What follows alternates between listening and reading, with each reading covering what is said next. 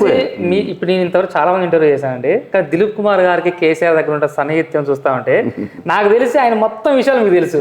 అంటే వాస్తవంగా ఆయన నీడ అని చెప్పడంలో తప్పే లేదు. మీరు దిలీప్ కుమార్ గారు కేసీఆర్ నీడ అని చెప్పారు. గౌరవం కూడా ఇచ్చాడు. గౌరవం కూడా ఉంది మీకు.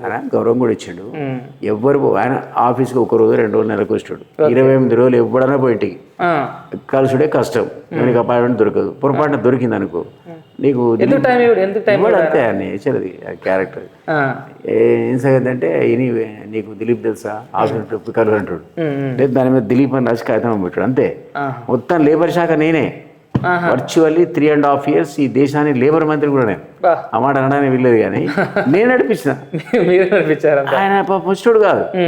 పేపర్లో విలేకరితో, ఈనాడు విలేకరితో అన్నాడు, సార్ లేబర్ శాఖలో కొంత అవినీతి జరిగిందట, మీ పేరు బయటకు వస్తుందంటే ఏమున్నాయా వాడు దిలీప్ గారి కనుక అసలు ఆ శాఖకి నీ పోనీ మొత్తం వాడే ఇన్ఛార్జ్ అన్నాడు. ఎవరంటారా? తన మంత్రి ఉండి ఇన్ఛార్జ్ నా పిఎస్ అంటాడా? ఆయన అట్లా అన్నాడు. ఈనాడు వచ్చింది మొత్తం వ్యవహారాలు దిలీప్ చక్క పెట్టేవాడు కేసీఆర్. సర్ప్రైజ్ అయిపోయాడు నేను చూసి. నిజం కూడా చక్క పెట్టా, కానీ ఆయన పేరు మీద పెడతాం కానీ నా పేరు ఎట్లా ఉంటుంది?